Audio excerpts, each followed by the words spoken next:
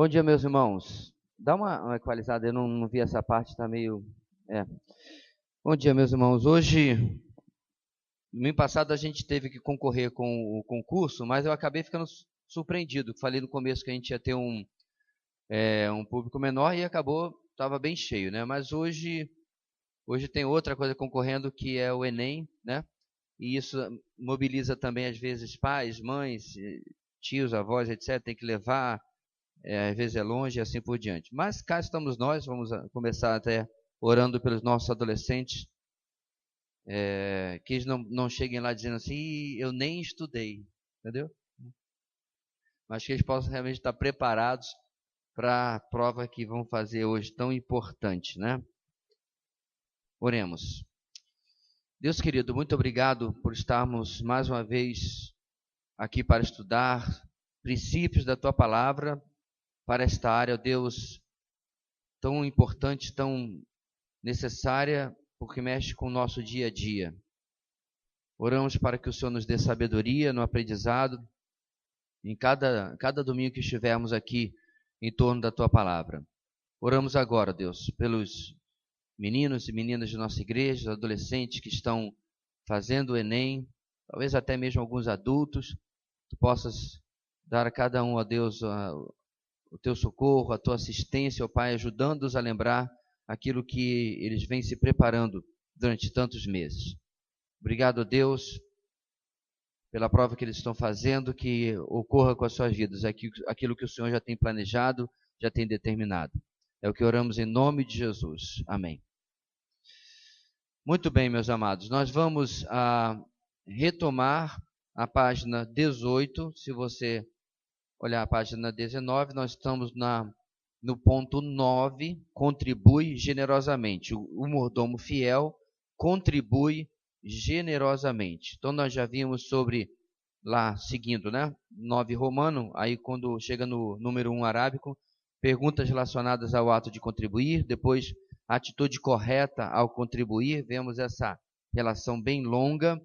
3, onde ou para quem contribuir, e terminamos com o texto de Atos 20, 35, parte B, lembrando as palavras do próprio Senhor Jesus, que disse: há maior felicidade em dar do que em receber. Então, o ponto 4 desta nona parte vai falar sobre quanto contribuir, ok? Então, ele traz aqui a ilustração do torcedor fanático versus o cristão autêntico. Um torcedor fanático não consegue trocar de time, também não consegue esconder a paixão que tem por ele, e não mede esforços para acompanhá-lo, muitas vezes ganhando muito mais dinheiro do que pode para dar vazão à sua... muito mais dinheiro do que pode para dar vazão à sua paixão. O que ele quer dizer em relação a isso? Então, lições do contraste, né, do torcedor fanático e do cristão autêntico. Um cristão autêntico não consegue abandonar a sua fé. Um cristão autêntico não consegue esconder a sua fé, não consegue ser um agente secreto. Um cristão autêntico investe no reino tudo o que puder, inclusive sacrificialmente. Então, meus irmãos, a comparação parece um pouco até simples demais, mas nós podemos fazer uma comparação. Eu sei que vários aqui nasceram, né, no Evangelho, mas num lar evangélico. Mas mesmo assim a gente pode fazer uma comparação. O camarada, ele era do mundo, ele gastava lá...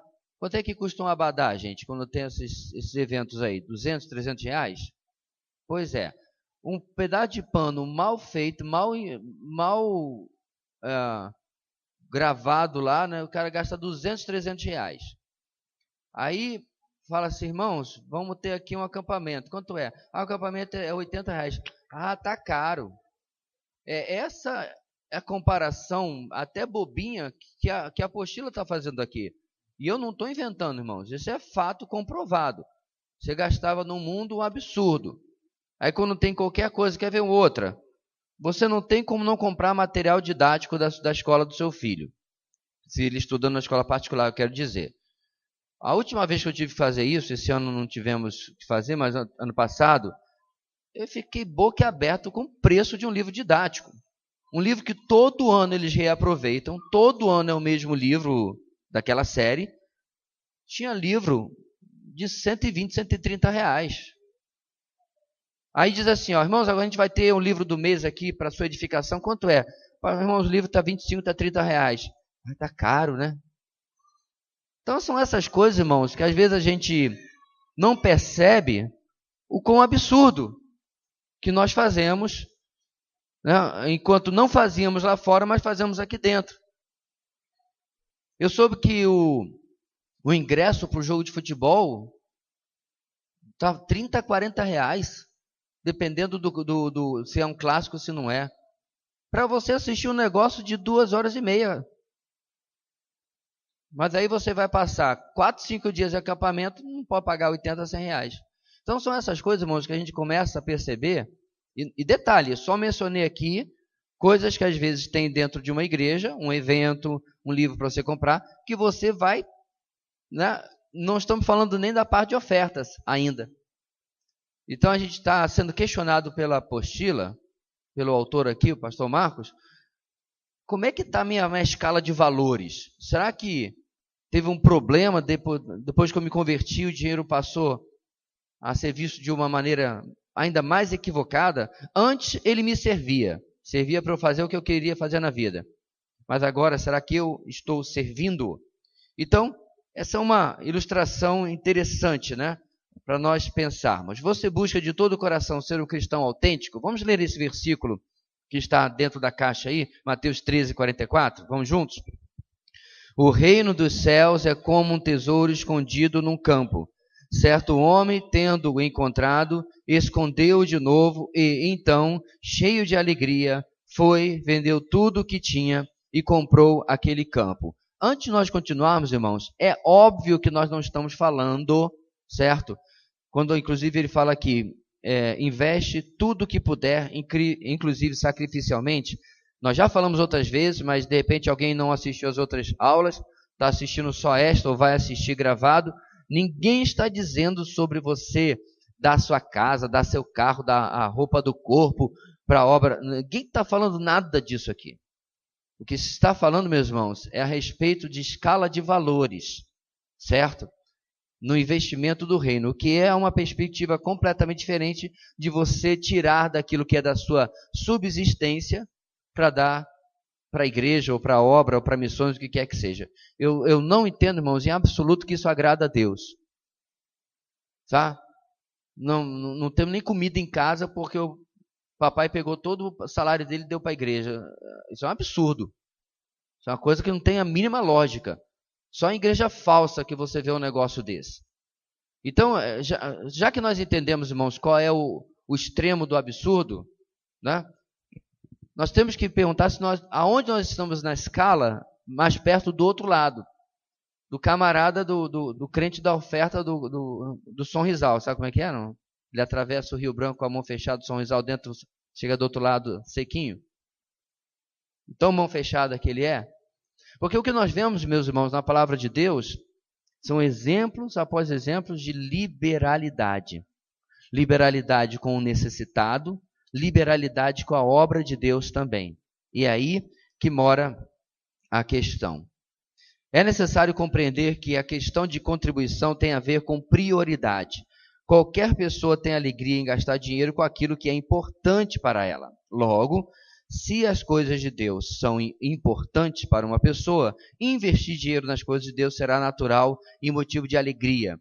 E as perguntas do item 1, perguntas relacionadas ao ato de contribuir, página anterior, né, parecerão sem muito sentido, pois essa pessoa, além de dinheiro, investirá na obra de Deus também tempo e o que mais ela puder.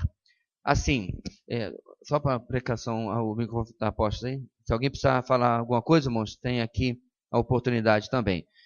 Eu acho interessante, irmãos, porque ele já mencionou outra moeda, que às vezes nós somos muito tempo. É incrível. O cara, quando não era convertido, tinha tempo para tudo. Além do trabalho, às vezes até negligenciava a família. Aí ele se converte e alguma coisa acontece. Eu sei, irmãos, que não somos sempre assim, nem essa a nossa totalidade, mas examine. Eu me lembro uma vez que eu li um artigo em que um irmão em Cristo, ele propôs no seu coração, essa coisa pessoal, né? Não estou falando isso aqui como uma aplicação necessária para todo mundo, mas achei interessante. Ele colocou que ele queria, inclusive, do seu tempo, do seu dia, dar 10% para Deus. Significa que ele vivia os outros 90% da maneira como ele queria, não. O ponto aqui é que ele tentava, durante o seu dia, fazer coisas ativas, proativas, práticas, que manifestasse uma dedicação a Deus. Em qualquer coisa que fosse, no seu tempo devocional, tempo de oração, evangelizando, ajudando alguém, ele tentava servir a Deus em 2 horas e 40 minutos do seu dia. Eu acho um pouco difícil às vezes, se por exemplo você trabalha o dia inteiro e pega na faculdade já encaixado, já vai para estudar até 10 horas da noite, mas eu entendi o coração desse irmão. Ele achava que ele passava tempo demais do seu dia envolvido com as suas próprias coisas e não servindo a Deus. Mas talvez você possa fazer essa aplicação, meu irmão, realmente observando o descanso do sábado.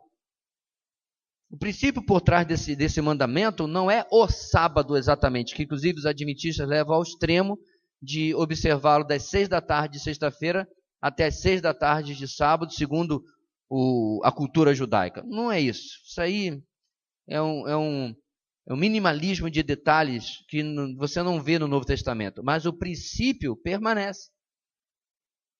De que nesse descanso semanal, eu tenha tempo para servir a Deus. Pastor, como é que eu poderia fazer uma aplicação prática disso? Ainda bem que você perguntou.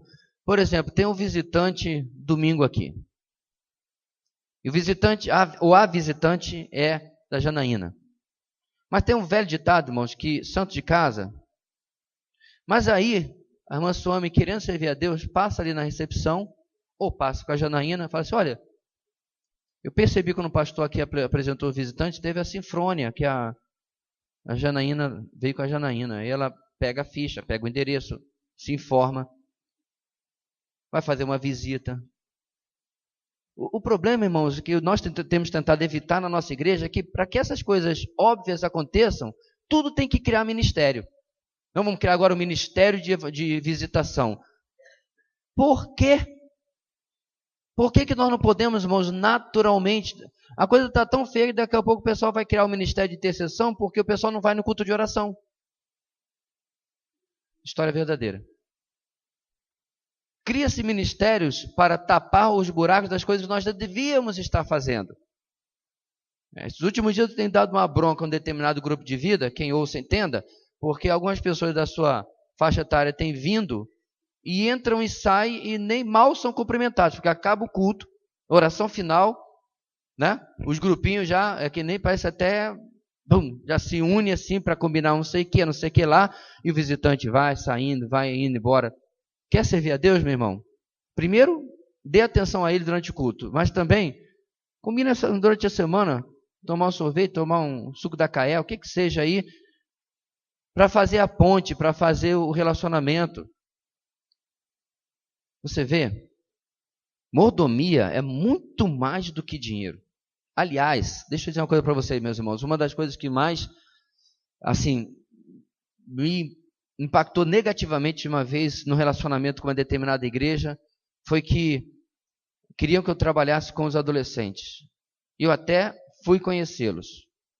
Mas o que me impediu não foram os adolescentes, foram os pais. Sabe por quê? Uma igreja de certa condição. E aí, os pais eram da seguinte atitude. Eu preencho o cheque e o senhor faz o trabalho. Trabalho com adolescente inexiste se não tiver a participação dos pais. Na verdade, trabalho com criança, junior e adolescente inexiste se em casa o trabalho espiritual não estiver sendo feito. Líder de grupo de vida, professor de EBD não faz milagre com seu filho. E aí quando o pastor perguntou o que eu achei, se eu gostaria do ministério, eu falei, pastor, pelos adolescentes eu até pegaria, mas pelos pais eu não vou pegar não. Porque eles dão um cheque, lavam as mãos e querem que a gente faça um milagre. Então você vê, é a pessoa que está usando agora a oferta, o apoio financeiro, vamos chamar assim, de uma maneira completamente equivocada. Então não é esse tipo de mordomia que nós estamos falando aqui. Inclusive, nós vimos algumas páginas atrás que uma das igrejas que Paulo mais elogia é porque eles deram primeiro de si mesmo. Depois do dinheiro, primeiro deram de si mesmos. Ok? A melhor opção de investimento. O que esse quadro nos traz aqui, meus irmãos? Olha essa historinha aqui. Às vezes as pessoas me perguntam qual é a melhor opção de investimento. A minha resposta não é o que elas esperam, mas é absolutamente verdadeira. Está baseada nos seguintes princípios. Vamos ler juntos os dois textos? Mateus 13:44, repetindo o que lemos em cima. O reino dos céus é como um tesouro escondido num campo. Certo homem, tendo-o encontrado, escondeu de novo e então, cheio de alegria, foi, vendeu tudo o que tinha e comprou aquele campo. Mateus 6:19 e 20. Não acumulem para vocês tesouros na terra, onde a traça e a ferrugem destroem, e onde os ladrões arrombam e furtam, mas acumulem para vocês tesouros nos céus, onde a traça e a ferrugem não destroem, e onde os ladrões não arrombam nem furtam. Os rendimentos desse tipo de investimento são imensuráveis e eternamente garantidos. Mas não é qualquer pessoa que pode investir no, entre aspas, banco do reino dos céus. Para investir nesse banco também é necessário, aspas, abrir uma conta. E para abrir uma conta é fundamental, primeiramente, ter cidadania do reino. Em outras palavras, só serve para convertidos. Você já é cidadão do reino dos céus? Você já tem uma conta no banco do reino? Você conhece, aspas, o gerente desse banco e o banqueiro? Você está apto a investir no reino? Então é óbvio, irmãos, que ele está falando aqui de um investimento para cristãos. Apenas um salvo pode fazer esse tipo de investimento. Mas olha o que ele vai explicar. Se a sua resposta a essas perguntas é não, você precisa conhecer o reino urgentemente. Por onde começar? Pegue uma Bíblia e estude o Novo Testamento. Comece lendo o Evangelho de Mateus ou o Evangelho de João. Continue estudando a Bíblia e aprenda tudo o que você precisa saber sobre o reino, primordialmente sobre o reino desse reino. Assim, terá o privilégio de investir no reino desde já, cheio de alegria. Olha que contramão do que a gente vê nessas pseudo-igrejas por aí. Você entra lá, cabra nunca te viu mais gordo, mais magro, mais avatar, mais preto, mais branco, não importa, mas aí já começa a dizer, contribui que Deus vai lhe abençoar.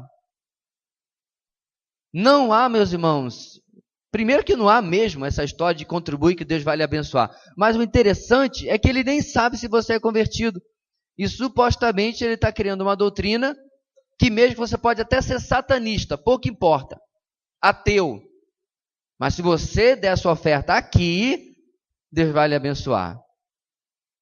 Base bíblica, acrescentares de heresias 171. Isso não existe. Para contribuir no reino, você tem que ser súdito. Você tem que ser cidadão, você tem que ter nascido de novo. Você tem que ter cidadania desse reino. Parece óbvio, né, irmãos? Mas é o que a gente vê por aí. Se a sua resposta à pergunta acima é sim, deixe-me perguntar. Aí vai, irmãos, aí que está para nós. Os investimentos que você tem feito têm valor no reino? Como está o saldo da sua conta de investimentos do reino? Continue investindo pesado no reino, cheio de alegria. Que o rei do reino te conceda a oportunidade de investir no que verdadeiramente vale a pena investir. Eu lembrei, irmãos, daquela ilustração que nós usamos aqui algumas vezes na nossa igreja a respeito da mudança de moeda na sua vida. Como é que é essa ilustração? Você foi informado de que de uma hora para outra, você não sabe exatamente quando vai chegar o seu transporte, você vai ser levado para morar em outro país, ok? Pode ser qualquer outro. Vamos lá, Inglaterra. Você não sabe de uma hora para outra, mas vão te levar para lá. E detalhe, você não vai poder levar nada para a Inglaterra. Absolutamente nada. Certo? Você não vai poder levar nem a roupa do corpo. Não vai poder levar a sua conta bancária, você não vai poder levar nada, mas de uma hora para outra você vai para a Inglaterra. Mas aí alguém te adverte o seguinte, mas tem uma saída. Você já pode hoje começar a trabalhar e a gente vai guardar no Bank of London. Lá no Banco de Londres, para você. Suas libras. Vai ser guardadinha lá. Você já está guardando para quando você for levado de uma hora para outra. Você já entendeu a ilustração, né? Então, de forma muito semelhante, meus irmãos, de uma hora para outra nós vamos sair dessa vida. Com aviso, sem aviso, com trombeta, com morte. Você não vai ficar para a sementeira. Você vai embora de uma hora para outra. Pode ser agora, pode ser a última EBD da sua vida, vai com Deus, ou daqui a 90 anos, não tem problema. 90 anos, vou ter um pouquinho demais, no máximo aqui talvez o Antônio, mas o resto nós não tem condição não. Mas você entendeu, né? Por morte morrida, por morte envelhecida, você vai embora. Aí a pergunta dessa ilustração é, e quando chegar lá e você for dar uma olhada no Banco de Londres, como é que ele está? O grande problema, meus irmãos, é que a maioria de nós nos satisfazemos, preste atenção, única e exclusivamente porque já estamos salvos. Eu não vou, obviamente, dizer que você está errado. Estamos salvos, ponto. Mas o próprio Senhor Jesus, no texto que nós acabamos de ler, falou de uma ambição pós-morte. Ou eu li o texto errado? Ele literalmente disse, acumulem. Acumular tesouro não é ambição? É porque quando a gente fala ambição, alguém já pensa naquele capitalista esfregando as mãos, explorando o pobre do trabalhador. Não, ambição é um alvo. Nós vimos isso lá na nossa primeira lição, lembra? Onde eu quero chegar? Então Jesus literalmente disse, acumulem para vocês tesouros nos céus, onde a traça e a ferrugem não destroem, etc, etc, ladrões não roubam. Significa que nós podemos sim ter uma ambição que vai nos suprir na vida eterna. Uma ambição que vai ser suficiente para quando nós estivermos lá. Não está cortando aqui não, né? Parece que está meio baixa a câmera. E assim, meus irmãos, com essa ambição, o que a gente faz aqui e investimos na eternidade, nós vamos usufruir para sempre. Agora, vamos teologizar? Cédric, se chegar à beira da heresia, você me para, tá? Pessoal do CFM, ficar muito herético, você me para. Eu já falei que nós não vamos ficar de nuvenzinha em nuvenzinha vestido de branco tocando uma lira, tá? Uma harpinha lá. Isso é só na teologia do Maurício de Souza. Irmãos, Deus nunca planejou ociosidade para a sua criação. Também não vamos ficar eternamente em coral. Teve uma vez uma irmã que falou assim para mim, esse negócio de coral é verdadeiro? Eu nem gosto de coral. A pessoa, o tempo todo cantando em coral, né? Isso é coisa que o pessoal inventa. Irmãos, a eternidade, a Bíblia já diz, novos céus e nova terra. E você não vai ficar na praia o tempo todo, surfando, fazendo qual é o seu hobby. Nós vamos ser uma sociedade funcional. Nós vamos ser uma sociedade hierárquica. Entendeu? Pastor, só está tirando isso de onde? Estou teologizando. O maior no reino dos céus. Lembra de que Jesus falou? Se tem maior, tem menor. Hierarquia. O que determina isso, irmãos? Não, no céu com certeza os maiores vão ser os pastores. Não, não tem nada a ver. Aliás, até porque isso aqui também não é hierarquia, é função. Mas tem um monte de crentes anônimos que nunca escreveram um livro, nunca tiveram nome em cartaz de conferência, nunca ninguém conheceu que vão ser os maiores no reino dos céus. Os critérios pertencem a Deus. Mas uma coisa eu tenho absoluta certeza, irmãos. Eles atenderam ao que Jesus acabou de dizer nesse texto. Eles acumularam tesouros nos céus. Eles trabalharam para Jesus. Eles investiram dinheiro, tempo, talentos, dons no reino. Eles colocaram suas profissões e suas aspirações no seu devido lugar. Não é em lugar nenhum, porque você não pode ficar sem trabalhar. Porque quem não trabalha, também não coma. Já disse Paulo. Você tem que trabalhar. Tem para onde? Mas eles colocaram, meus irmãos, suas profissões, suas aspirações no seu devido lugar. Essa semana eu vi alguém cristão postando assim: siga o seu coração, siga os seus sonhos. Eu dei vontade de dizer: não! Não siga o seu coração e não siga os seus sonhos. Irmãos, seguir os seus sonhos não é só, desculpe, estúpido à luz da Bíblia, não. Há um tempo atrás eu li um artigo do meio profissional, do meio de vocação, que é estupidez seguir o seu sonho. E aí como é que está a vida? Eu estou passando fome, mas pelo menos eu segui meu sonho.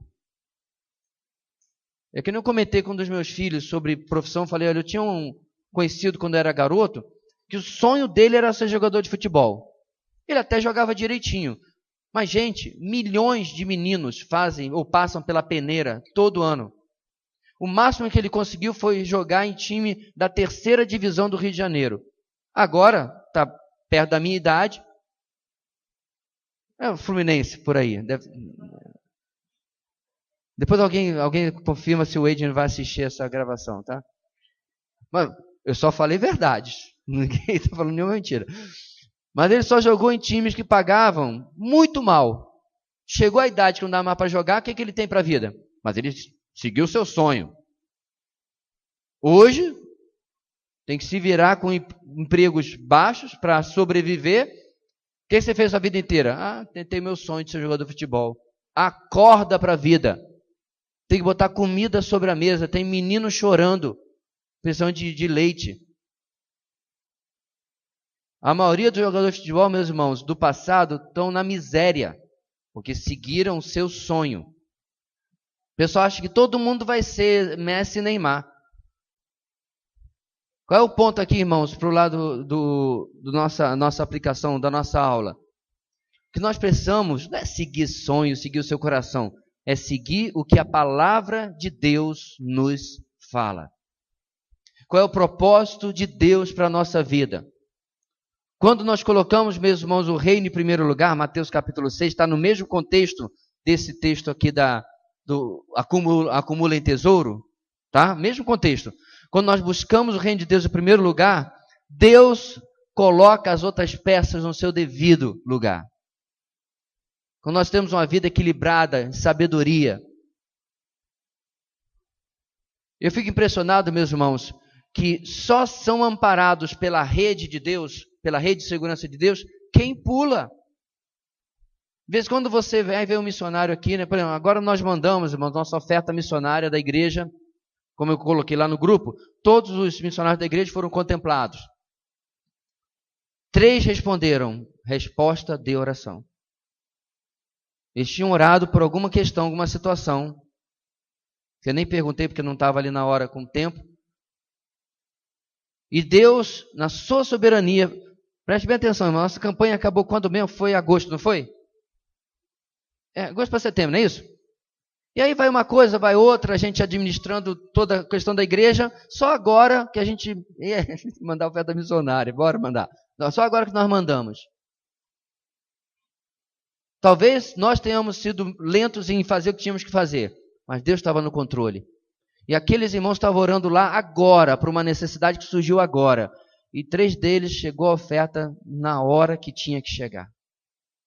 Aí o missionário vem para cá, dá o testemunho e você fica, coisa linda, como Deus supre a vida do missionário. Por que cargas d'água ele não está suprindo a tua? Porque nós temos, irmãos, essa casta dentro do reino de Deus. Que nem um camarada que um dia virou para mim e falou assim, pastor, porque pastor tem que viver pela fé. Eu falei, que pena que o irmão não tem. Falou com a pessoa errada. Desde quando que pastor e missionário tem que viver pela fé e o resto, os outros 98% dos crentes, se não vive pela fé, está vivendo pelo quê, irmão? Pela incredulidade. Não tem outra alternativa. Ou você vive pela fé, ou você vive pela incredulidade.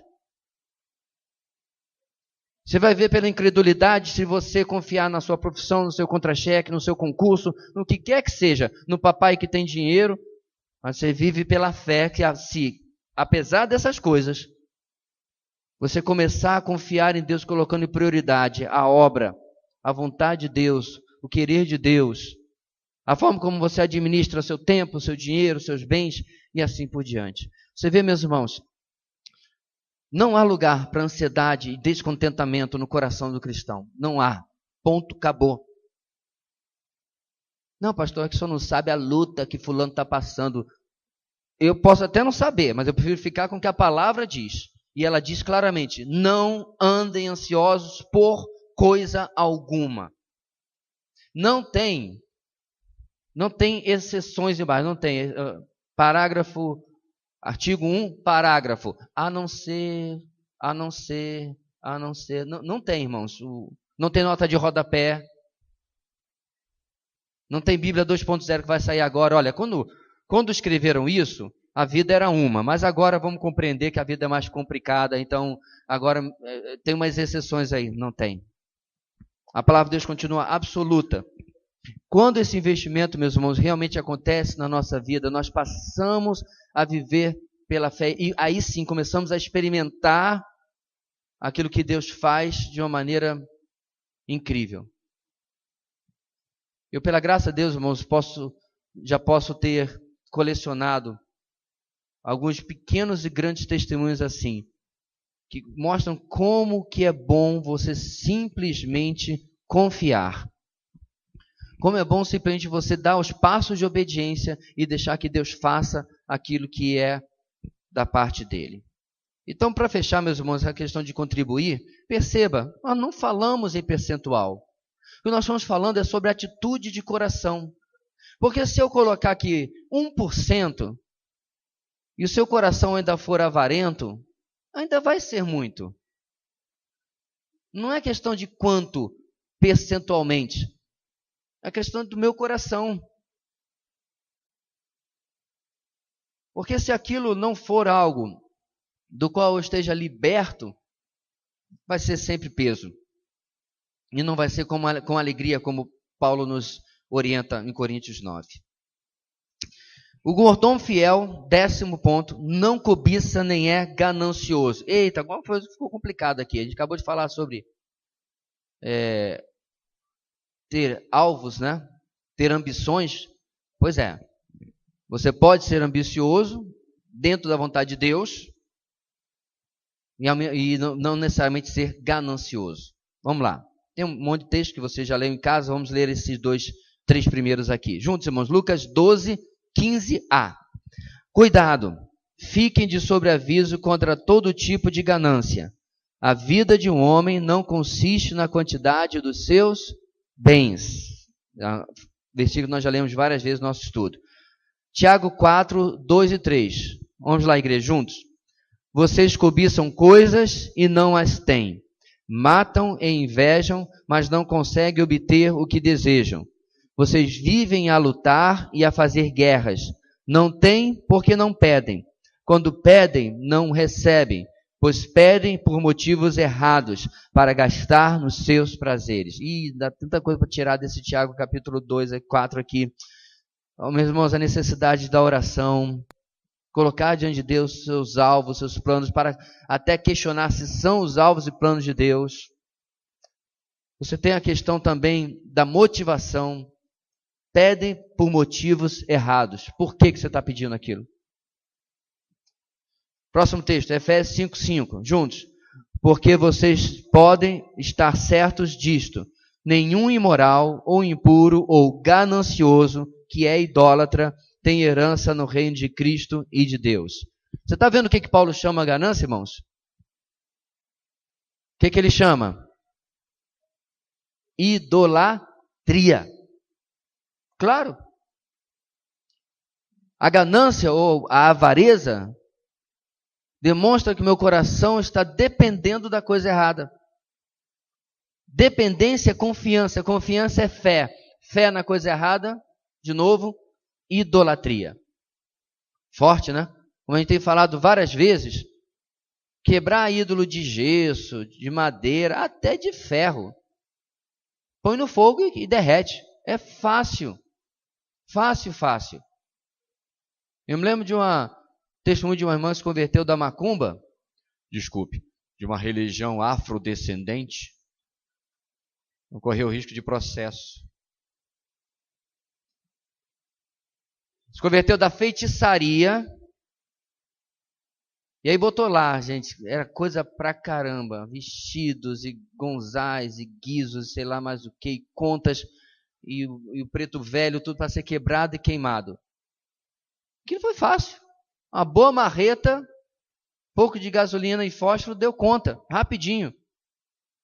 O que ela tinha que fazer, faz mais de 20 anos, até hoje, é quebrar os ídolos do coração dela, como nós dos nossos, como de cada pessoa, que são muito mais difíceis de se lidar. Irmãos, ou o dinheiro me serve e, consequentemente, me serve ao reino, ou eu vou servi-lo. Não tem para onde, não tem para onde correr.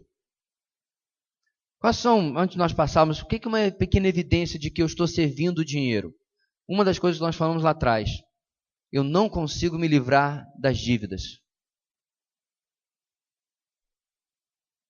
Porque o dinheiro que me serve, ele está sendo domado. Ele está sob controle.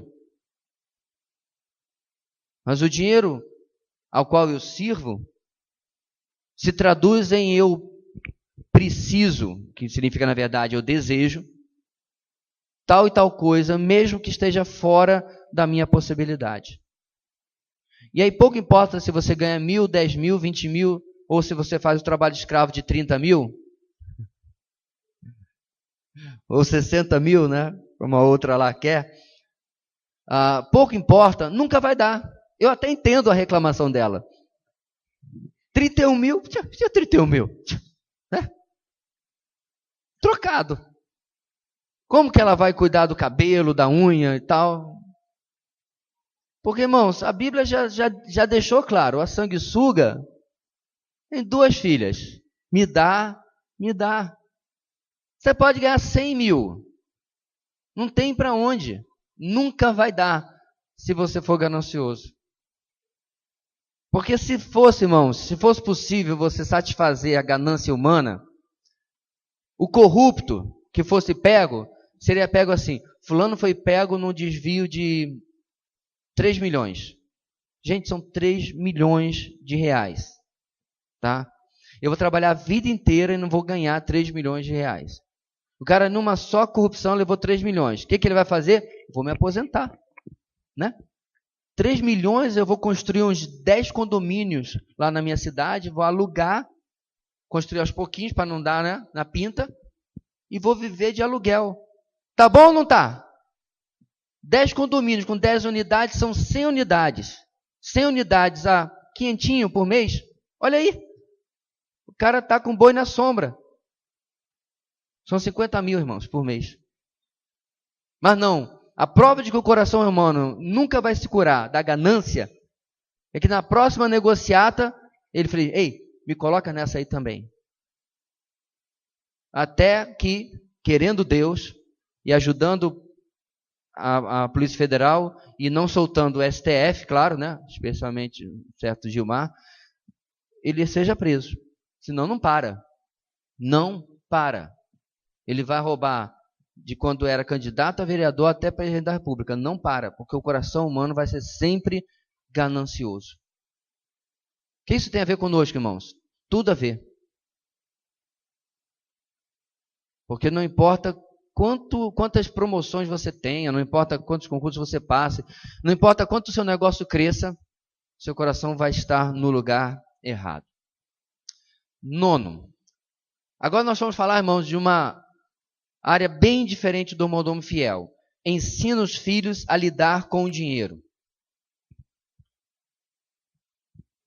Deuteronômio 6 é um texto muito conhecido que a gente já não precisa nem ler novamente, né, sobre ensinar os filhos o tempo todo.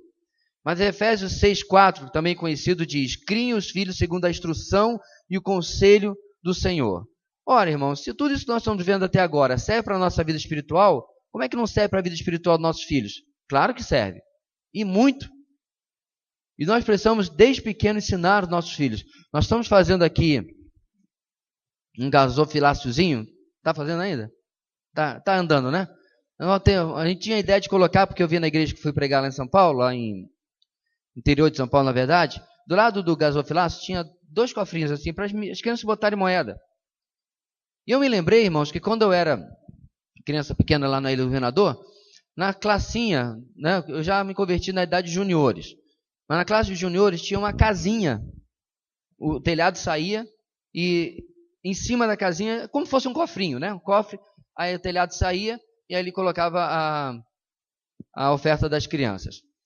E era uma forma de ensinar as crianças a serem ofertantes desde pequeno, né? É claro que o pessoal do mimimi vai dizer que você já está doutrinando a criança e tal. Pode mimizar quando você quiser, pode ser mimimi, sol, lá, lá, ré, não estou nem aí. Você precisa ensinar, inclusive, isso para a criança desde pequeno. Agora, isso é na igreja. E em casa? Será que nós ensinamos nossos filhos o real valor do dinheiro? Vamos ver o que a apostila vai nos dizer, depois eu quero complementar. Com esse tipo de instrução, os filhos devem ser criados. Desculpe, com que tipo de instrução? É responsabilidade dos pais transmitir aos filhos os princípios da fé e os ensinamentos bíblicos. De que maneira? Está aí os textos, né?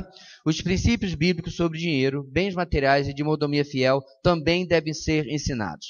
Deixa eu completar aqui, uma vez que a apostila foi bem econômica. Irmãos, nossos filhos vão aprender sobre dinheiro, não importa o que você faça. Eles vão aprender sobre bens materiais, ok? Ou eles vão aprender através da gente, ou vão aprender através de outras fontes. Na verdade, isso vale para tudo. Mas vamos lá? Vamos lá? Seu filho está lá na escola. E ele começa a perceber que o amiguinho ganhou, parece que saiu agora, o iPhone X, que custa quase uma viagem a Marte para voltar, caríssimo.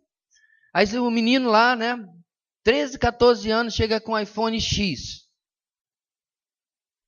Aí todo mundo, ele faz isso, ele faz aquilo, faz milkshake, faz não sei o que e tal.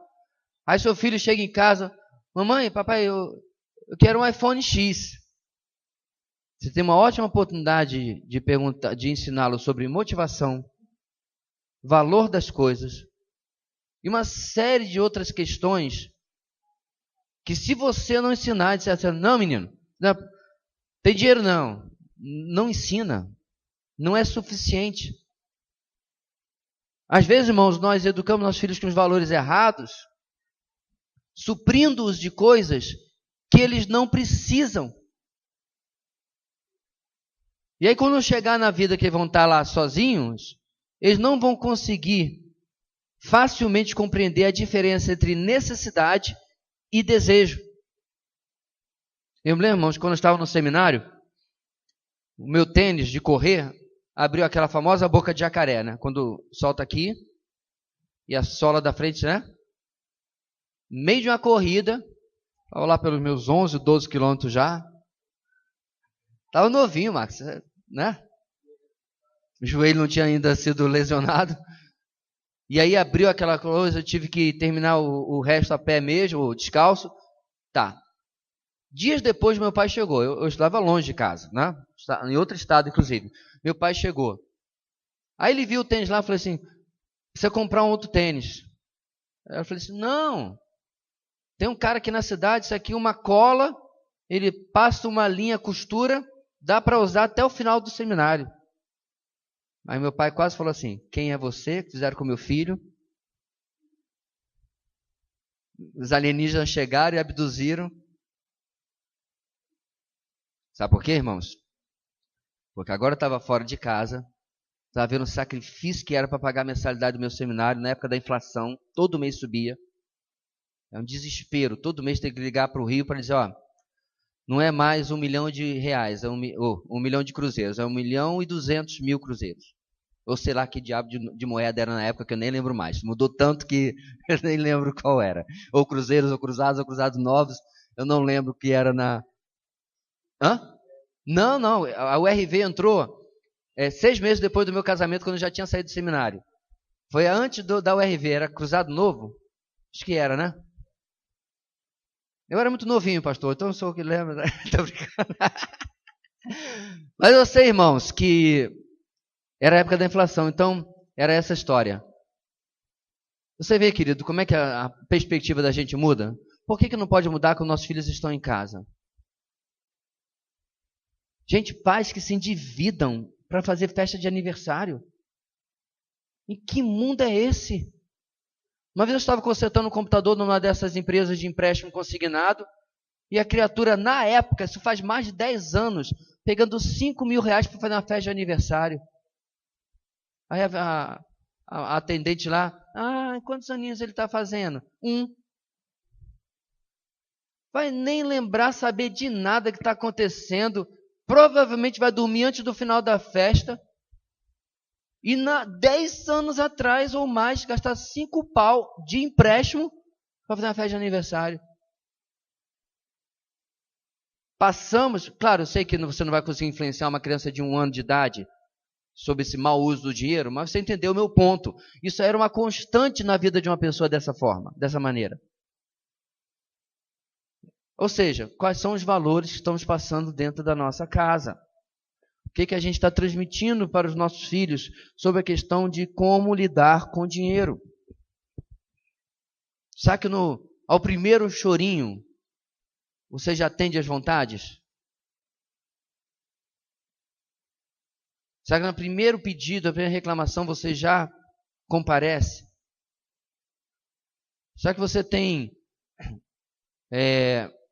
colocado na vida dele coisas que estão além da necessidade? Será que você tem tentado, meu irmão, amar com coisas materiais? Péssima estratégia. Péssima estratégia.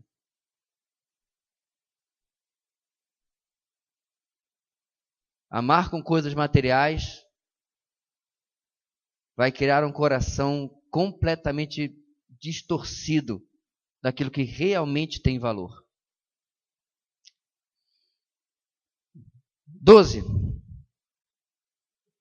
O mordomo fiel experimenta uma vida de contentamento. Hebreus 13, versículo 5. Vamos ler juntos, irmãos? Conservem-se livres do amor ao dinheiro e contentem-se com o que vocês têm, porque Deus mesmo disse: nunca o deixarei, nunca o abandonarei. O que eu acho interessante, irmãos, é que de vez em quando você ouve algumas histórias de gente que vivia muito pobre, às vezes casa que não tinha nem chão, né? Terra batida, esse tipo de coisa. Aí a criatura dá certo na vida, né? Cantor sertanejo, jogador de futebol, sei lá do que, ou tem um ótimo emprego. O que ele faz? Ele faz exatamente o oposto daquilo que ele viveu. Só que em algum momento eu já vi pessoas dizerem assim: nós não tínhamos nada e nós éramos muito felizes. Mas agora, aparentemente na cabeça dessa pessoa, para sua família ser feliz, ele precisa ter tudo. Não é um contrassenso? Eu não estou dizendo que uma vez que ele melhorou na vida, ele ainda tem que viver numa casa de pau a pique e chão de terra batida. Não é isso que eu estou dizendo. Eu só estou falando que ele muda radicalmente de perspectiva de vida. Isso demonstra falta de contentamento, porque não está entendendo direito as circunstâncias que tinha na sua vida e as que tem agora. Próximo texto, irmãos, Filipenses 4 é o texto mais base sobre a questão de contentamento, versículos 11 a 13. Vamos lá juntos?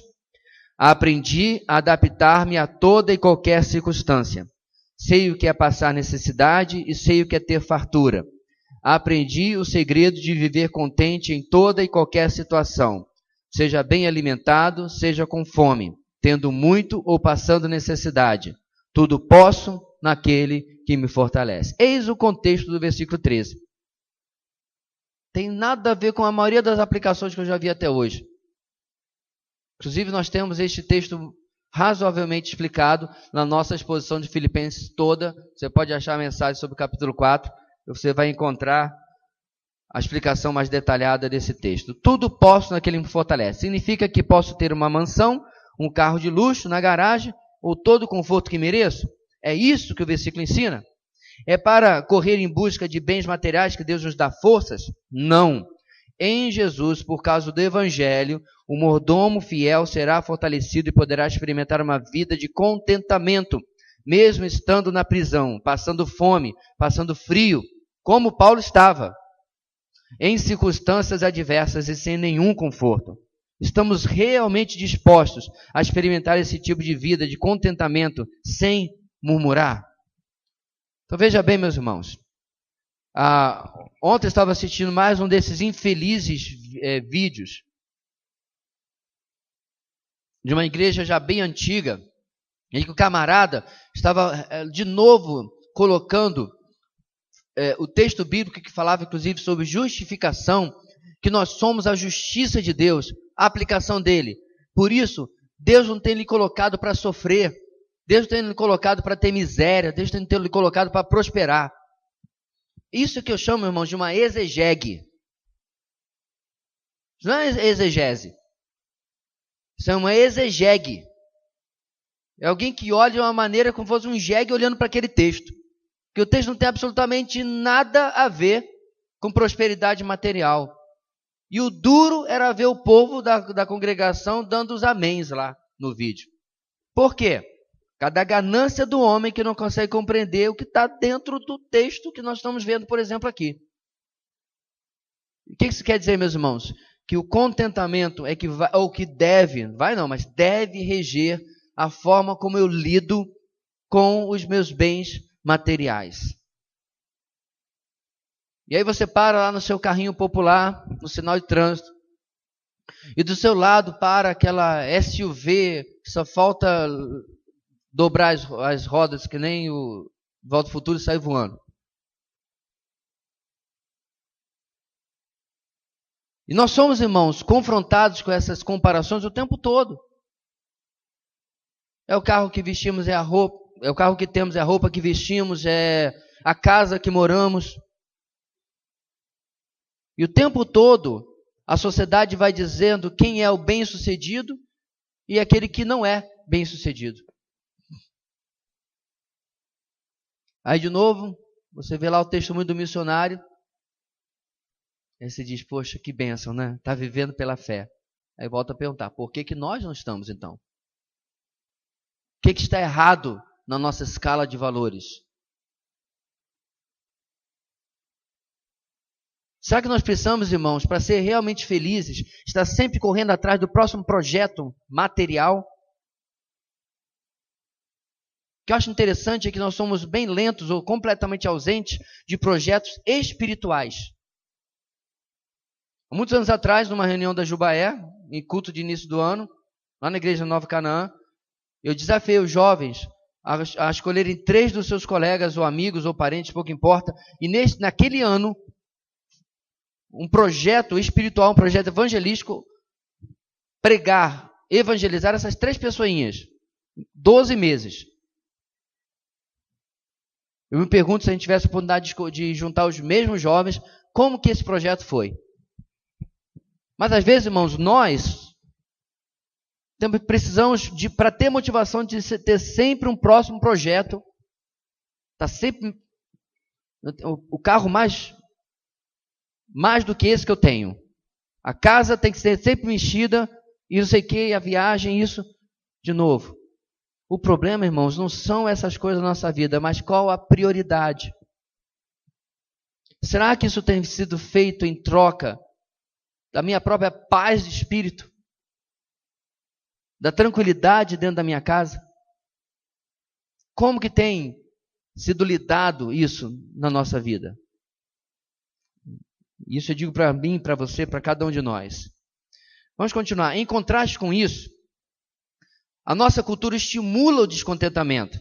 A maior parte das propagandas tenta gerar um sentimento de descontentamento, transmitindo a sensação de que a pessoa só vai estar feliz quando possuir aquele produto que está sendo oferecido. Mas assim que o produto é comprado, logo em seguida oferecem outro produto melhor, continuando o ciclo de descontentamento. Conscientize-se, dinheiro e bens materiais por si mesmos não geram contentamento. Como você pode se proteger disso? Por que as pessoas fazem dívidas? Uma das razões é porque não estão contentes com aquilo que Deus já lhes concedeu.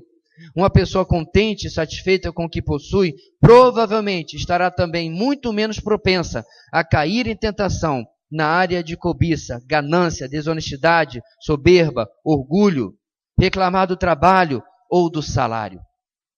Que outras atitudes podem demonstrar a falta de contentamento? Você pode fazer uma lista. Note que a desobediência aos princípios de mordomia fiel gera descontentamento. Eu me lembrei de uma coisa, irmãos, que agora vem à minha mente. Nós tivemos durante uns anos a grata presença do Dr. Pentecost. Esse era o sobrenome dele mesmo, Pentecoste em inglês, né? O Dr. Pentecost, ele é gêmeo com um outro Dr. Pentecost que eu já conhecia antes, que ele é o autor de um livro que inclusive temos aqui na igreja, na biblioteca, sobre escatologia. O irmão dele era mais da área de escatologia, Dwight Pentecost, e o que estava lá no seminário conosco é da área de missiologia, de missões, Edward Pentecost. Velhinho, mas velhinho mesmo. E uma coisa interessante foi que as roupas do Dr. Pentecost, que nós estávamos na década de 90, parecia que ele tinha saído de uma sitcom, de uma série da década de 70. E uma vez alguém fez uma observação dessa perto de um outro professor. O doutor Pentecoste era muito fofinho, era muito legal, não sei o que e tal, né? E a roupa dele parece que veio de outro século. Ele exagerou um pouquinho, né? Porque não era do outro século, era outra década, né? E aí o outro professor falou assim, pois é, e o que mais me surpreende é que ele não está nem aí para isso. Engraçado, irmãos, né? Eu não lembro mais nada daquele dia, daquela conversa, mas eu nunca mais esqueci isso. Eu não estou dizendo que você tem que andar com a roupa da década de 70. De repente vai voltar para a moda e você vai andar só porque é da moda e vai ser uma fortuna. Meu ponto não é esse. Meu ponto, meus irmãos, era um homem que serviu a Deus, já faleceu ele, né? Durante 70 anos da sua vida, praticamente. E chegou ao final, podia se aposentar, e já estava aposentado como missionário, mas aí ele ouviu de um seminário no Brasil que precisava de um professor de missiologia. E sem falar português, diga-se de passagem. Ele falava inglês e espanhol, porque foi missionário em país hispano durante décadas. Ele veio servir, ou foi servir lá. De graça, diga-se de passagem. Aí eu pergunto, em que eu estou investindo na minha vida? É por isso, irmãos, que nós somos confrontados com exemplos assim. Esse é um homem que vive pela fé. Mas por que eu não estou vivendo pela fé? O que está me impedindo? Tem alguma força política, governamental me impedindo de viver pela fé? O que está me impedindo de viver minha vida material, que é o que a gente está tratando aqui principalmente, com esse contentamento? Porque a vida pela fé, meus irmãos, é uma vida de contentamento. Agora deixa eu fazer um parênteses aqui antes de nós continuarmos, irmãos. A palavra contentamento, ela não é de maneira nenhuma o significado dela de alguém que não tenha projetos, não tenha sonhos, não tenha ambições. Não é isso. Esse é o grande paradoxo, irmãos, da vida cristã. Que enquanto que de um lado você tem a pessoa que nunca está contente com nada, está sempre atrás do próximo projeto, da próxima reforma da casa, do próximo carro novo, do próximo isso, próximo aquilo. E lá no outro lado você tem a pessoa acomodada. Isso não é o padrão que nós estamos falando aqui, não é o contentamento. Paulo tinha muitas ambições. Mas olha o contraste, a ambição dele, Atos capítulo 20, em nada coloco a minha vida por preciosa, a não ser que eu cumpra o ministério que me foi dado. Eis aí a ambição de Paulo. Ah, pastor, mas é porque Paulo era apóstolo, era missionário, estava de tempo integral na obra. O que ocorre, meu irmão, é que o seu desafio só vai ser diferente. De descobrir como que, incluindo a sua profissão, você vai achar o equilíbrio entre as suas ambições, seus planos, seus sonhos, e o contentamento que a palavra de Deus está nos ensinando aqui. Aí é que está o seu viver pela fé, o seu desafio. O interessante é que, muito provavelmente, ele vai variar de um para o outro. Ele não vai ser a mesma coisa para cada um de nós. Contentamento é algo personalizado, de certa forma.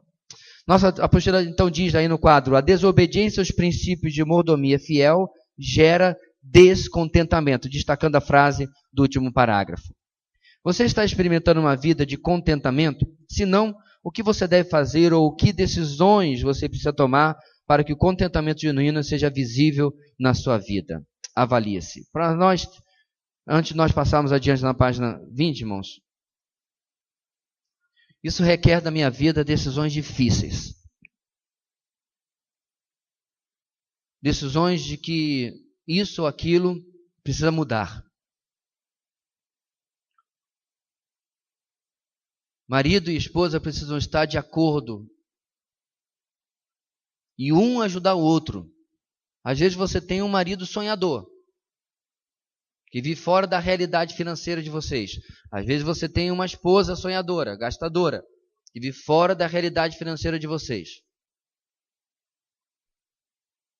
E se não se buscar, não se encontrar uma constatação da realidade, não vai se chegar a lugar nenhum. É como tirar a água de um barco furado. Enquanto um tira, o outro põe. Você precisa também, você que é solteiro, tratar isso na época do namoro. Não é só meu amorzinho isso, meu amorzinho aquilo, seus olhos são como as éguas de Faraó, ou sei lá o que lá fala em Cantares. Tem que tratar das questões difíceis. Mas as éguas de Faraó era outra parte, deixa para lá. Tem que tratar das questões que de repente você está casando com a dondoca, o planejando, e vai ter dor de cabeça. Ou talvez você esteja casando com um menino e você vai ter dor de cabeça. Você ficaria surpreso, como eu já conversei com casais com 2, 3, 4 anos de casado, já descontentes com o casamento, em alguns casos falando até já em separação, e algumas vezes o problema era a vida financeira. Então você vê, meus irmãos, isso aqui não é coisa para a gente, olha, fizemos uma apostila, agora estamos vacinados. Não. E as decisões difíceis que a gente tem que tomar? E as decisões de cortar na carne, às vezes. De tirar da nossa vida aquilo que a gente vê, olha, eu não posso, isso aqui, como diz aquele quadro, né, do programa, isso não me pertence. Isso serve para a vida de fulano, de Beltrano, que é outra realidade, mas não me pertence. Às vezes, irmãos, dentro de igreja, nós vemos ou somos mal influenciados pelo padrão de vida do outro.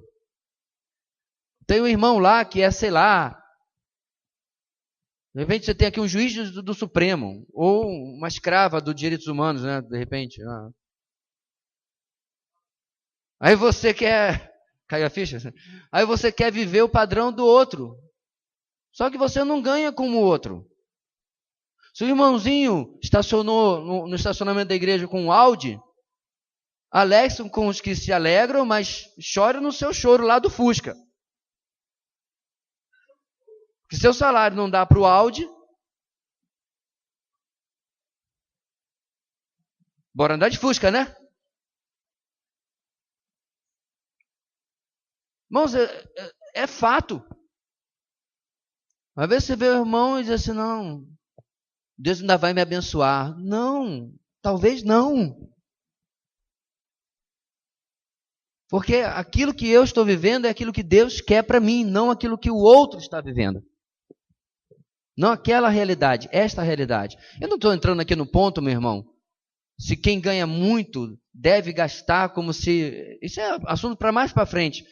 Estou falando sobre a minha forma de encarar a vida do outro. Eu me lembro que quando eu cheguei aqui em Boa Vista, poucas semanas eu caí de paraquedas num grupo cristão que tinha políticos, grandes empresários, gente da alta. Para ter uma ideia, no grupo, tipo grupo de vida que a gente foi, o lanchinho, depois era pata Lorange. Tá bom ou não? Um coquetel de camarão. Fez o seu cachorro quente lá do seu grupo de vida parecer nada, né? Lá estava eu e a Leila, dois duros, né? E aquela história. O carro que me deu carona para chegar lá, porque nem carro eu tinha, já demonstrava que a coisa estava high level, lá em cima. E aí, vira e mexe, eles marcavam algumas programações e tal, e eu falei para ele, ó, Dá para a gente acompanhar, não?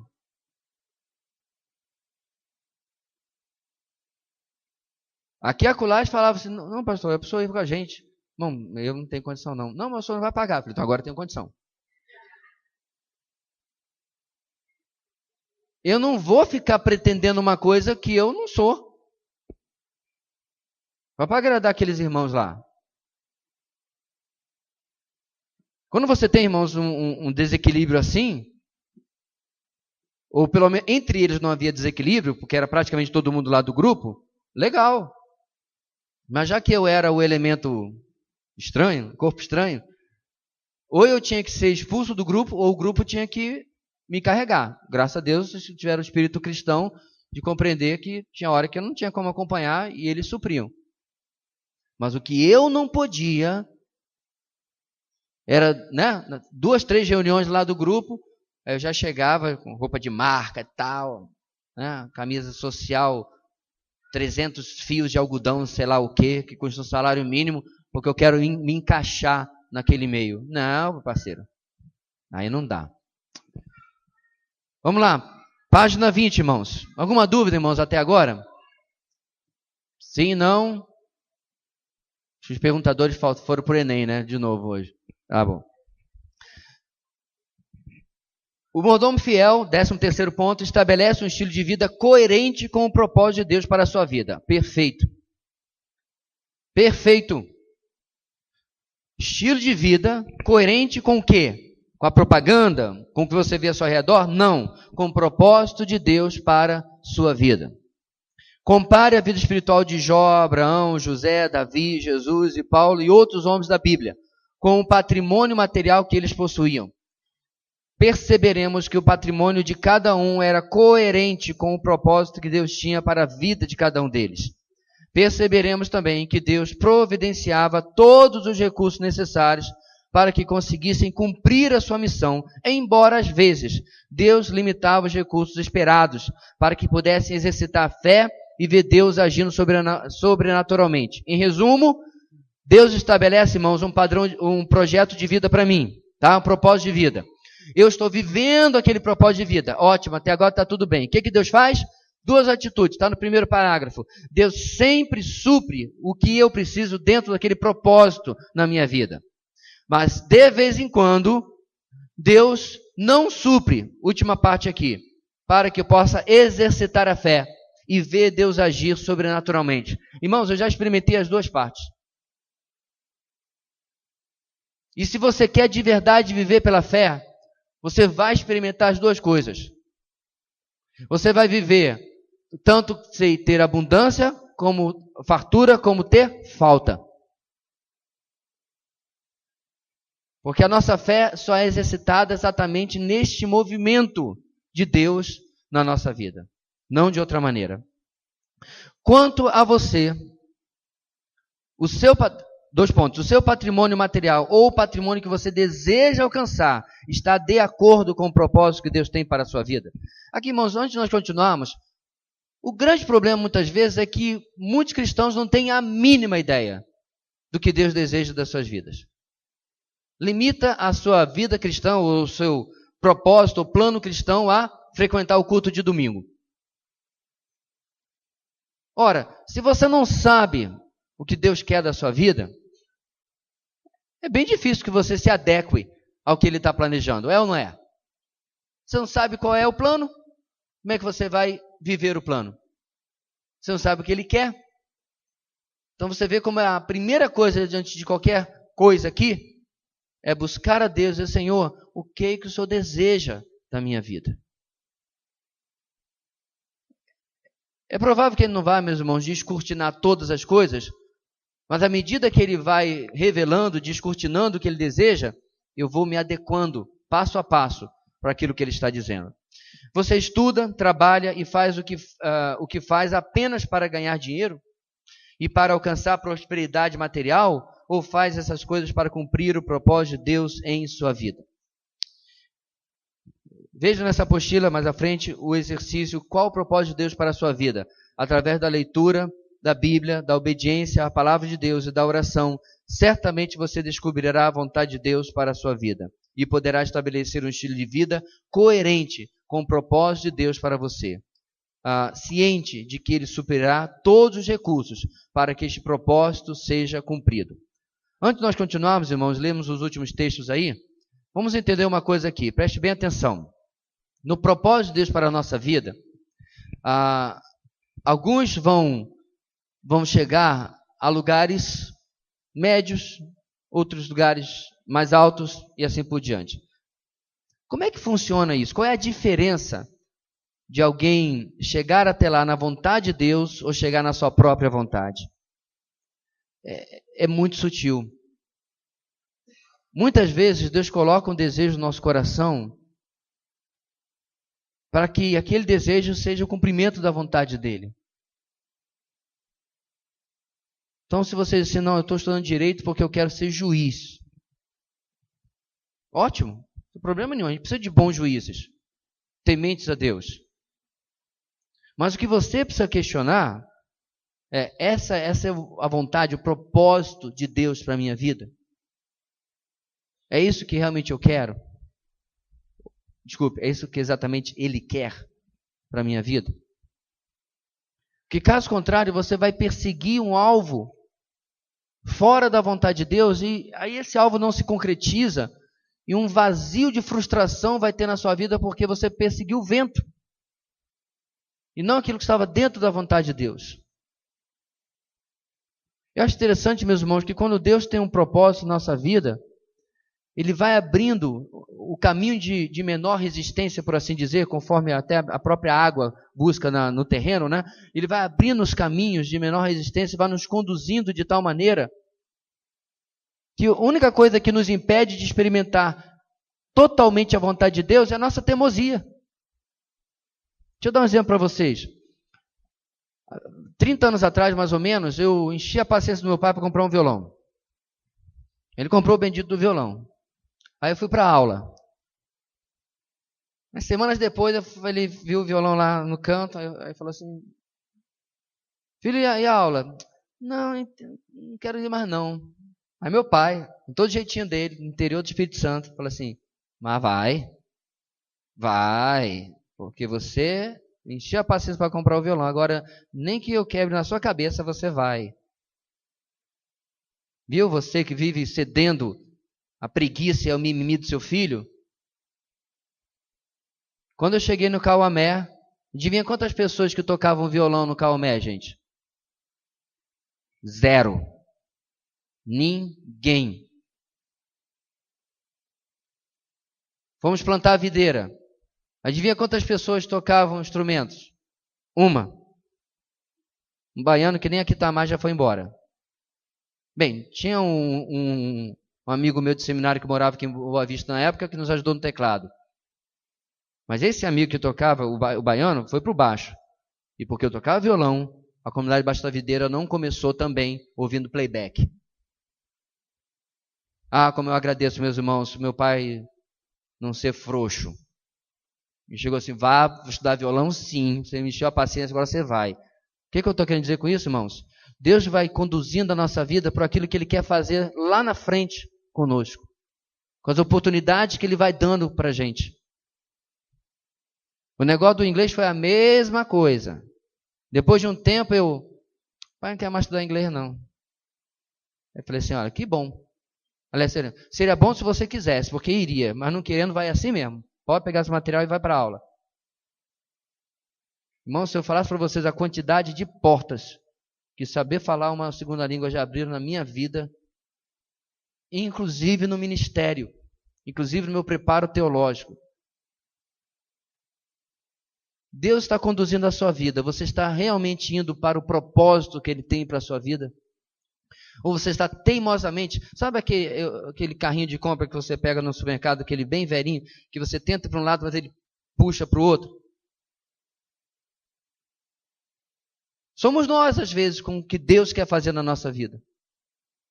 Teimamos, insistimos com algo que Deus nunca planejou. Por outro lado, olha o nosso Senhor. João 4,34. Vamos lá, irmãos. Disse Jesus, A minha comida é fazer a vontade daquele que me enviou e concluir a sua obra. João 6,38. Pois desci dos céus não para fazer a minha vontade, mas para fazer a vontade daquele que me enviou. Para refletir, é possível experimentar uma vida de contentamento genuíno fora da vontade de Deus? Irmãos, a resposta é não. Você pode ter uma satisfação carnal, humana, trivial, superficial, mas o contentamento bíblico que estamos tratando aqui, não, de maneira alguma. 14º ponto, o mordomo fiel vive na perspectiva da eternidade. Último ponto. Portanto, vamos juntos, irmãos. Portanto, vão e façam discípulos de todas as nações, batizando-os em nome do Pai e do Filho e do Espírito Santo, ensinando-os a obedecer a tudo que lhes ordenei, e eu estarei sempre com vocês até o fim dos tempos. 2 Timóteo 1,12, juntos. Por essa causa também sofro, mas não me envergonho, porque sei quem tenho crido, e estou bem certo de que Ele é poderoso para guardar o que lhe confiei até aquele dia. 2 Coríntios 4,18, juntos. Assim fixamos os olhos não naquilo que se vê, mas no que não se vê, pois o que se vê é transitório, mas o que não se vê é eterno. Colossenses 3,2. Mantenham o pensamento nas coisas do alto e não nas coisas terrenas. Hebreus 11,16. Esperavam eles, Abel, Enoque, Noé, Abraão, uma pátria melhor, isto é, a pátria celestial.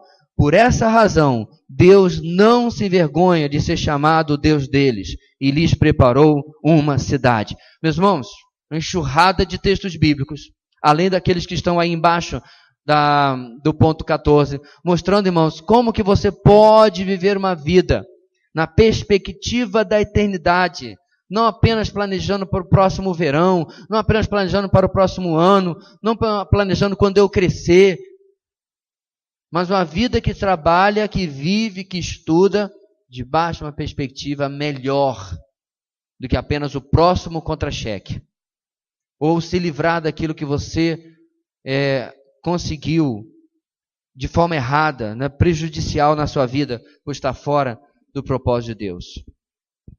Será que nós estamos de vida assim?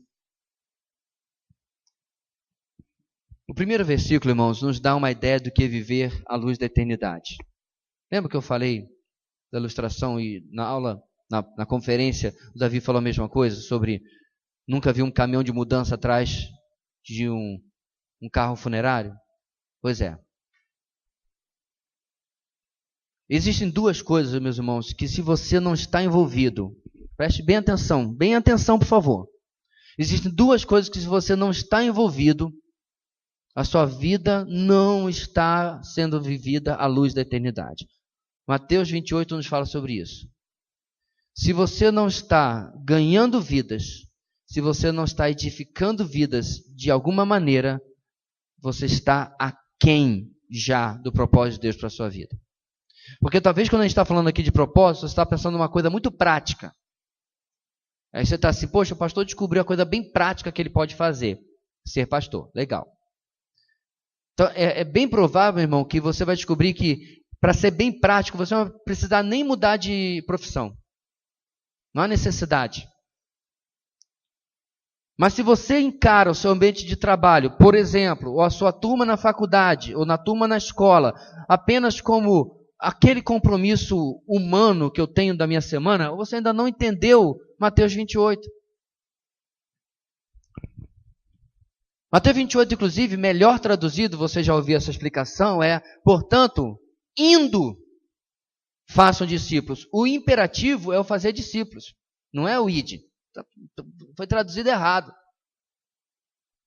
A tradução literal é, portanto, indo. Indo como? Indo na faculdade, indo no trabalho, indo na sua vida, indo pela sua vida. Está vivendo normalmente. Você não precisa estar no ministério, entre aspas. Não precisa ser pastor, missionário, nada. Mas indo na sua vida, façam discípulos. Primeira coisa que você tem que estar envolvido para estar vivendo a luz da eternidade. Segunda coisa, ensinando-os. Não é papel do pastor. Não é papel do professor de EBD. Se você ler Efésios, meus irmãos, você vai descobrir que os dons, e lá ele vai citar especialmente, né, pastores e mestres, e antes disso ele vai falar apóstolos, profetas, evangelistas, pastores e mestres. O objetivo deles é como se fosse o sargento que treina o pelotão para ir para a guerra. Já viu aqueles filmes? Chega aqueles recrutas, tempo de guerra, né? Chega ele recruta lá no quartel, ainda cabelo comprido, chega todo lá, sem cara de soldado, e aí chega aquele sargento bem durão. Durante os próximos 8 meses, sua vida me pertence. Você entrou aqui, um menino, mas vai sair um homem e tal, e ele vai ralar aquele cara, porque dali ele vai para a guerra, amigo. Você chegou ali meio hippie, paz e amor e tal, ele vai aprender que a vida não é assim. Quando chegar lá na guerra, tem um monte de gente do outro lado querendo matá-lo. Já viu esses filmes? A ideia, meus irmãos, em Efésios, é que as funções que Deus coloca na igreja é um sargento de treinamento. Porque o texto vai continuar e você lê, para que os santos desempenhem a obra do ministério. Olha aí, quem é que faz o ministério na igreja? É pastor? Leia o texto. É a igreja. E durante muito tempo, irmãos, isso tem sido distorcido. Membros de igreja passaram a ser espectadores, gente para ser entretida, e muitas vezes gente para ser adulada, quando na verdade os nossos títulos na obra são soldado, atleta, obreiro, turista. Não, turista não tem. Não tem turista. Espectador também não tem.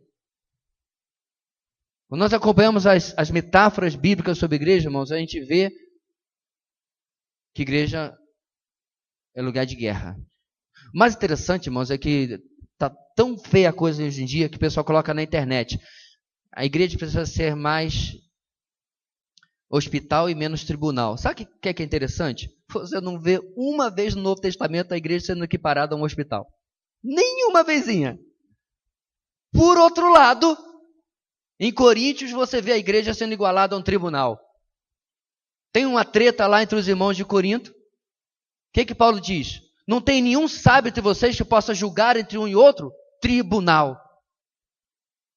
Mas na bendita ou maldita da pós-modernidade, quer transformar a igreja num asilo, num spa.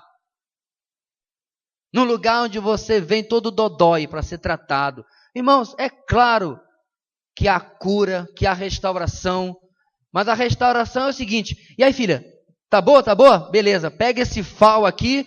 Pega essa trincheira aqui e bora ralar. Quantas vezes eu acompanhei, irmão, gente, durante uma década na igreja onde eu cresci. Uma década dodói. Uma década sem precisão de colo. O que há de errado com isso? Porque nós temos perdido a perspectiva da eternidade. A perspectiva, meus irmãos, que nós estamos em guerra. Em primeiro lugar com o pecado, é claro, mas nós estamos em guerra, sim, contra o diabo. Efésios vai nos argumentar isso de novo. E durante a guerra não tem tempo para spa. Não tem tempo para perder a perspectiva. No caso, a perspectiva da eternidade. Analisando 2 de Pedro 1, 2 a 11, vivendo na perspectiva da eternidade, a apostila diz: graça e paz lhes sejam multiplicados, pelo pleno conhecimento de Deus e de Jesus, o nosso Senhor. Seu divino poder nos deu tudo de que necessitamos para a vida e para a piedade, por meio do pleno conhecimento daquele que nos chamou para a sua própria glória e virtude. Dessa maneira, Ele nos deu as suas grandiosas e preciosas promessas, para que por elas vocês se tornassem participantes da natureza divina e fugissem da corrupção que há no mundo, causada pela cobiça. Por isso mesmo, empenhe-se para acrescentar à sua fé a virtude, o conhecimento, ao conhecimento o domínio próprio, ao domínio próprio a perseverança, a piedade, a fraternidade e a fraternidade o amor. Porque se essas qualidades existirem e estiverem crescendo em sua vida, elas impedirão que vocês, no pleno conhecimento de nosso Senhor Jesus, sejam, olha aí, irmãos, inoperantes e improdutivos. Todavia, se alguém não as tem, está cego, só vê o que está perto, esquecendo-se da purificação dos seus antigos pecados. Portanto, irmãos, empenhem-se ainda mais para consolidar o chamado e a eleição de vocês, pois se agirem dessa forma, jamais tropeçarão, e assim vocês estarão ricamente providos quando entrarem no reino eterno de nosso Senhor e Salvador Jesus Cristo. Nada mal para um pescador. Nada mal para um pescador como Pedro. Irmãos, esse texto prega sozinho. É incrível, meus irmãos, como você vê a vivacidade. Você vê, meus irmãos, a emoção no escrito de Pedro. Eu acho impossível ler esse texto assim. Dessa maneira, ele nos deu as suas grandiosas e preciosas promessas. Não dá.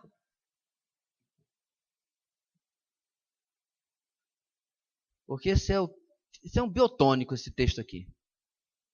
Você lembra do biotônico Fontoura, que sua mãe lhe dava, que você estava fraquinho quando era criança? Isso é um biotônico. Isso é um fortificante. Isso aqui é uma corda. Para a gente despertar, meus irmãos, e ver o progresso, o avanço da vida espiritual. Meu irmão, você que já está emplacando 5, 6, 10, 15 anos de vida cristã, não deixe a mesmice se acomodar na sua vida.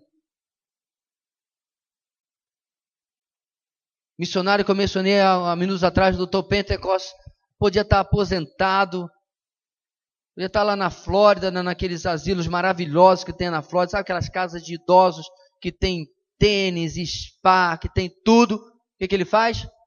Despenca lá para o interior de São Paulo para continuar investindo em vidas. Esses são os exemplos, irmãos, que nós temos que nos esmerar. Gastar-nos na obra de Deus, o máximo que nós pudermos. Esses são, meus irmãos, os conselhos para o mordomo fiel. Será que eu passo nessas 14 categorias? Talvez você precise esta semana dar uma relida e perceber aonde você tem se encaixado, ou não, ou mais ou menos, e tomar decisões, resoluções para a sua vida quanto a isso. E em que você pode mudar essa perspectiva. Para nós terminarmos, irmãos, vamos tentar cobrir aqui a página 21 apenas, e a gente encerrar esse tópico. Outros tópicos de finanças, vamos lá. A seguir, a sugestão de outros tópicos relacionados a finanças e bens materiais que você poderá estudar e se aprofundar se for seu interesse. Primeiro, você pode estudar sobre a prosperidade dos ímpios. Por que os ímpios prosperam? Note que esta pergunta é feita de modo capcioso. Veja bem, a grande maioria dos ímpios não prospera e vive na miséria da consequência da sua impiedade. Por que alguns ímpios prosperam? Seria uma pergunta bem melhor. Está vendo como a gente já começa a adequar a nossa visão? Né? Por que os ímpios prosperam? Mas é a grande massa de não convertidos que vive na miséria. Se você for na Índia, na África, você vai ver um monte de gente que não conhece a Jesus e vive na plena miséria. Então a pergunta está completamente equivocada. Mas a gente é atraído pela prosperidade e começa a se questionar. Mas peraí, eu sou filho do rei. E olha este incircunciso andando de SUV e eu aqui andando de Uno. Como pode este incircunciso filisteu aqui nessa prosperidade? Mas eu esqueço que tem ele, mas atrás dele tem 1 milhão de miseráveis que não conhecem o Senhor. Mas a minha perspectiva está sendo atraída pela motivação errada. Normalmente se avalia a prosperidade apenas pelo aspecto material, Mas prosperidade é um conceito muito mais amplo. Será que um indivíduo que mora no meio da selva amazônica, pesca o seu alimento, dorme numa rede e vive bem com a sua família, não seria uma pessoa mais próspera e mais feliz do que um rico executivo de São Paulo, que é escravo da sua riqueza, vive preso dentro da sua mansão, talvez em conflito com familiares, com medo de assaltantes, e por causa disso precisa ir de helicóptero até o escritório, onde passa preso o resto do tempo? Um dos grandes empresários aqui de Boa Vista procurou um pastor da nossa denominação anos e anos atrás. Pediu socorro porque estava perdendo a sua família. Os filhos praticamente não ligavam para ele, e a esposa, muito pouco. E o pastor falou para ele, além de pregar o evangelho, ele falou assim: uma medida prática que você tem que fazer é largar a sua empresa. É claro que ele não largou a empresa, irmãos. E detalhe, você está dizendo, pastor, mas se ele largar a empresa, não pode inclusive ir à falência, não ser uma medida meio radical? Irmãos, a empresa dele anda sozinha. Está tão bem azeitadinha, estruturada, gerente disso, assessor do sei lá do que e tal, que ele podia simplesmente ir lá, só de manhã, passar no final da tarde e a empresa continuava. Mas infelizmente o coração dele estava naquilo. E sim, ele perdeu a família. Onde nós paremos? Assim. Pense sobre isso e leia o Salmo 37 e o Salmo 73 e tire as suas conclusões. Os dois salmos vão falar sobre a prosperidade dos ímpios. Loterias e jogos de azar. Loterias, sorteios e jogos de todos os tipos são muito comuns atualmente.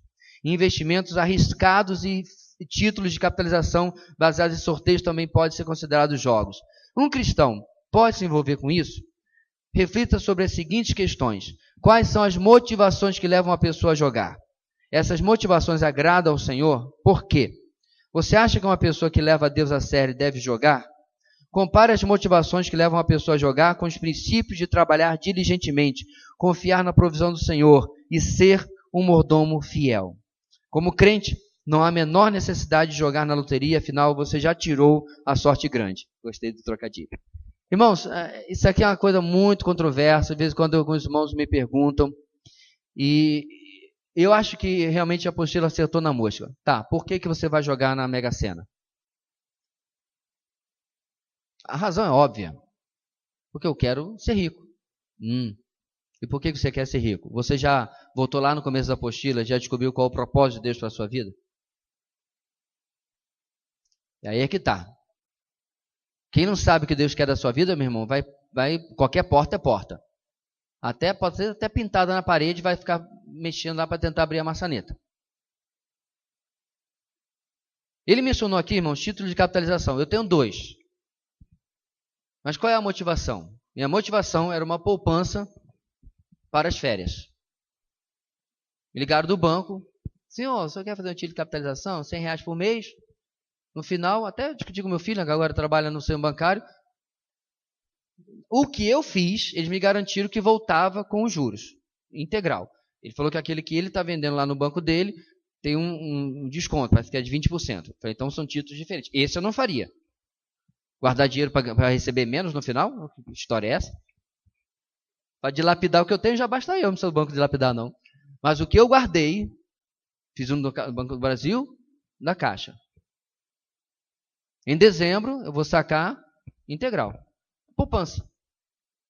Que, por acaso, todo mês, concorre a sorteios. Mas aí que está, meus irmãos. Qual foi a motivação do meu coração? Minha motivação foi essa. Guardar para o projeto de férias no final do ano. Então, a grande sacada aqui, meus irmãos, não é ficar criando regrinha. Agora eu vou botar na declaração de visão, missão e propósito da igreja, crente não joga. Tá. Regra, irmãos, não transforma a vida. Princípios transformam vidas. E o princípio aqui é, qual a sua motivação? Cheguei uma vez na empresa de um crente, em cima, ele tinha isso aqui, ó, de coisa da loteria, da Mega Sena, sei lá o que, eu não sei nem diferenciar um do outro. Toda bendita semana faz a sua fezinha. Aí ele percebeu que eu percebi que ele estava preenchendo, né? Para o funcionário levar lá. Aí ele falou assim, pois é, né, irmão? Porque só ganha quem tenta, né?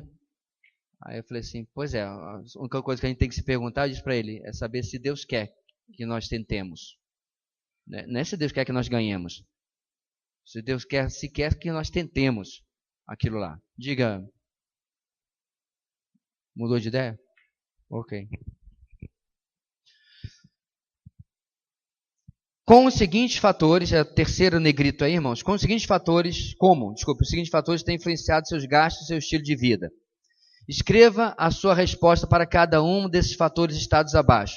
Comparar o seu estilo de vida com o dos seus amigos e de outras pessoas. Televisão, revistas, catálogos, mídia e outros anúncios. O seu estudo da Bíblia. O seu compromisso com Cristo e com aquilo que é importante para Ele. Esses padrões aqui, irmãos, esses fatores, estão determinando seus gastos e seu estilo de vida? Certo? Olha aqui, ó, televisão, revistas, catálogos, mídia e outros anúncios. Você não pode passar em frente a uma vitrine? Você não pode ver um negocinho lá parcelado em 12 vezes, que aí você já compra uma coisa que você não tem necessidade, por um preço que você não pagaria nunca na vida, porque a parcela está ao seu alcance? Questionamentos. Aposentadoria na Bíblia. Você pode dar um exemplo de um personagem bíblico que se aposentou? A aposentadoria, como ela é praticada em nossa cultura, é permissível biblicamente? Por quê? O que ele está querendo dizer aqui, meus irmãos? Ele não está falando sobre simplesmente trabalho. Ele está falando sobre vida útil. Alguém me perguntou se eu vislumbrava aposentadoria. Eu vou ser sincero com os irmãos. Não. A grande diferença, irmãos, que eu tenho talvez da vida da maioria aqui, menos do pastor Gideão, é que o meu trabalho e a minha vocação estão no mesmo lugar. Então eu posso até me aposentar do meu trabalho, entre aspas. Chega um momento, irmãos, olha, não dá artrite, artrose, arlete, ou sei lá o que mais, artrete, não está dando mais e tal, vou passar aqui o cajado para o pastor Tiago, vai dirigir agora a igreja. Amém, irmão? Ele não falou não. Eu passo aqui o cajado, aí eu vou ser o... Todo mundo está assim, eis-me aqui, viu, meu irmão? O seu pastor emérito, né? O pastor conselheiro, tudo mais. Mas, meu irmão, aposentadoria? A aposentadoria do propósito de Deus para a sua vida, é aí que eu não entendo como alguns planejam aposentadoria. Na minha terra é muito comum isso. O sonho do carioca é comprar uma casa de praia, se aposentar e morar lá. Eu acompanho isso desde que eu era adolescente e falava assim, tá, e aí? Fazer o que da vida? Quanto de praia você pode suportar todo santo dia? Pastor, tem algum pecado em comprar uma casa de praia, ou um sítio no interior e viver lá? Se você vai continuar vivendo o propósito de Deus para a sua vida, não. Mas se é para ir morar na praia, ou no interior, ou na serra, para só esperar a morte chegar, de papo para o ar, me perdoe, meu irmão. Mas esse estilo de vida aí eu não acompanho, não. Então, é óbvio que você deve um dia se aposentar do seu trabalho secular. Um dia acabou aquela parte da sua vida, beleza. Mas e o propósito de Deus para a sua vida? Acabou também? Você se aposentou dele? Muito pelo contrário, meu irmão. Agora que você não tem... Olha que perspectiva diferente. Preste bem atenção. Agora que você não tem que dar 8 horas por dia para o seu chefe com C minúsculo, por que você não faz um objetivo de dar 8 horas do seu dia para o seu chefe com C maiúsculo? Pastor, que loucura é essa? Peraí, vamos conversar. Eu já bati ponto, dependendo do que sair da reforma, 30 e tantos anos da minha vida, vou continuar batendo ponto. Eu vou pegar uma frase de Chesterton, irmãos, que era sobre o feminismo, e vou adaptar. O materialismo nos trouxe a noção confusa de que nós somos livres quando servimos ao nosso chefe. Nós somos escravos quando servimos a Deus. Por que você não pode planejar sua aposentadoria para agora servir mais a Deus? Um tempo atrás eu encontrei um irmão das Forças Armadas, 40 e poucos anos, aposentado. Não entra no meio da discussão aqui de lei trabalhista, do que está certo, está errado. Essa é a lei. 40 e poucos anos aposentado. Sabe o que ele estava fazendo? Ele estava se mudando para o Rio Grande do Sul. O Rio Grande do Sul é um dos estados menos evangelizados do Brasil. Não sei quem sabe disso. Ele estava se mudando para o Rio Grande do Sul para auxiliar um missionário da igreja dele na plantação da igreja lá. Falei, meu irmão, eu estou de pé lhe aplaudindo. Estou de pé lhe aplaudindo. Em vez de pegar seus 40 e poucos anos, sua aposentadoria integral e gozar a vida. Gente, 40 e poucos anos, o cara é um menino.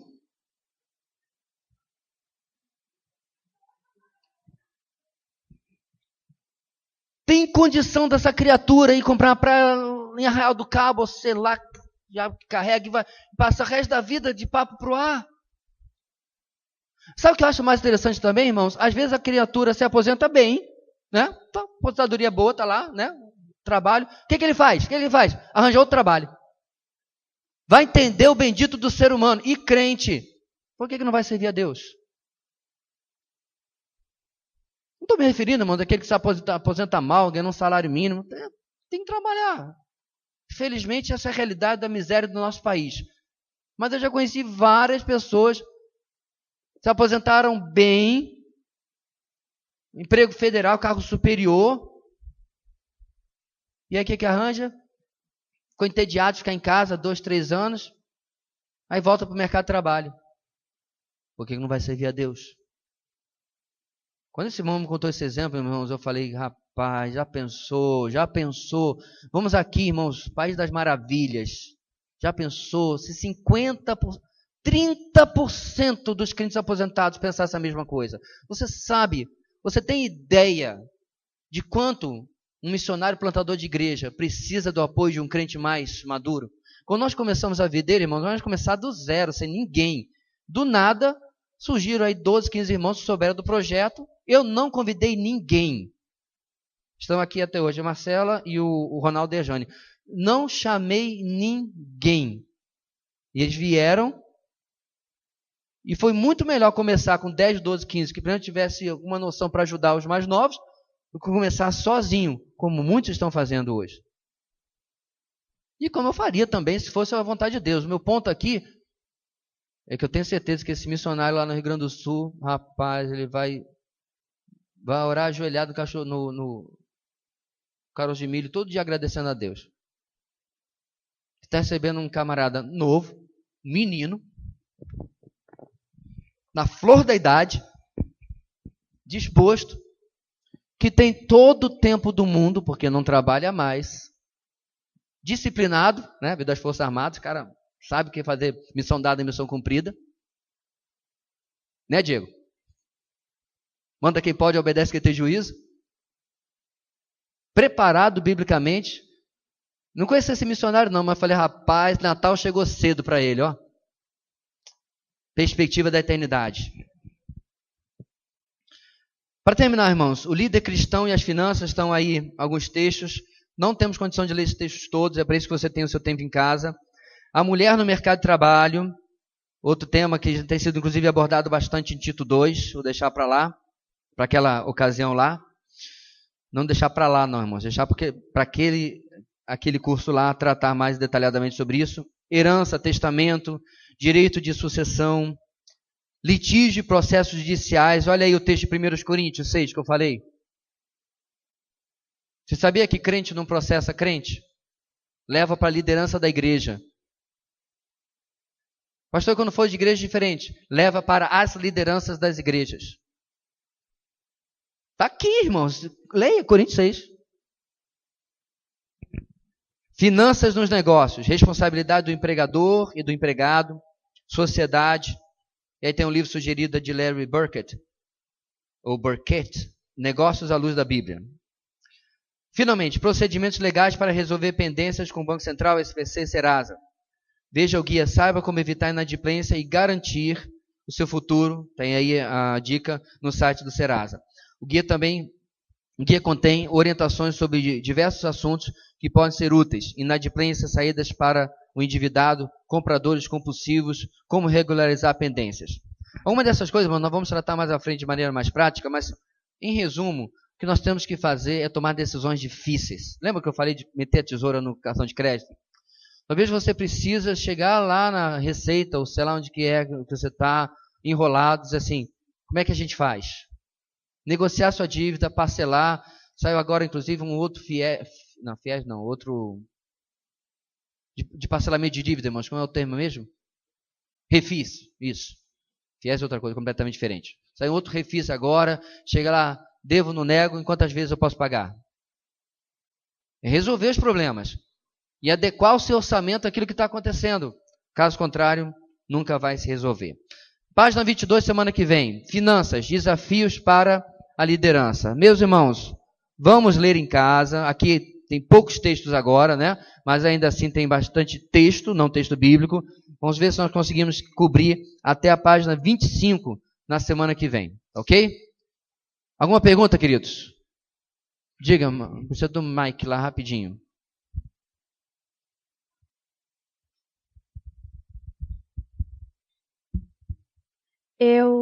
Na verdade, não é bem uma pergunta, eu me lembrei de uma irmã nossa em Cristo, que é considerada uma mártir, né, na China, ela e seu esposo, e uma confissão que ela fez antes de ser mandada para a China foi a seguinte: eu quero algo pelo que realmente vale a pena viver. Como a maioria dos jovens, eu quero investir nesta vida tão sabiamente quanto possível, ao invés de ir atrás de lucros que rendam mais riquezas do mundo para mim. Eu quero que seja a escolha de Deus para mim e não a minha. Não deve haver autointeresse em tudo, pois eu não acredito que assim Deus poderá revelar sua vontade claramente. Eu sei muito bem que eu nunca poderei realizar as coisas mais ricas e gratificantes da vida, como Cristo significa para mim, se eu não der a minha própria vida sem egoísmo para os outros. Eu quero que Ele me lidere e Ele me encha com seu Espírito. E então, só então, eu irei sentir que a minha vida está justificando sua própria existência, adquirindo maturidade em Cristo, que se revela para todos os homens em todas as partes do mundo. Beth Scott Stam. Pois é, irmãos, essas são as ideias que a gente esbarra quando nós começamos a viver uma vida de real dependência. Então, a não ser que você já tenha um chamado para o campo missionário, o seu desafio vai ser viver essa dependência no seu ambiente de trabalho, na sociedade, dentro da sua igreja, aonde Deus tem colocado. Eu vejo que essa semana é necessário que casais se reúnam, questionem. Não deixa passar esse estudo como se fosse o pessoal que ouvia o profeta, né? Como canções de amor que entra por um ouvido e sai pelo outro. Senta com seu cônjuge, senta, se você é solteiro, começa a questionar a forma como você está lidando com as coisas. Caso contrário, meus irmãos, estamos perdendo a nossa manhã de domingo, né? O objetivo é nós termos resoluções, aplicações práticas para aquilo que Deus tem nos trazido aqui. Vamos colocar de pé? Kaique, daí mesmo, por favor. Ore, encerrando o nosso culto de hoje. Oremos. Pai amado, muito obrigado por mais esse estudo, mais esse EBD. E peço que o Senhor, que a gente possa estar colocando todas essas coisas em prática, que a gente possa estar refletindo, que a gente possa estar colocando em ordem a nossa vida, tanto financeira quanto questões de princípios, e que isso não só fique na área financeira, mas que reflita na comunhão contigo e na comunhão com os nossos irmãos, e em todas as áreas que, querendo ou não, vai atingindo e vai tendo influência por causa disso. E peço também que o Senhor esteja conosco o restante do nosso dia, esteja conosco no nosso culto à noite e nos leve em segurança para casa. É isso que eu lhe peço e agradeço. Em nome de Jesus, amém.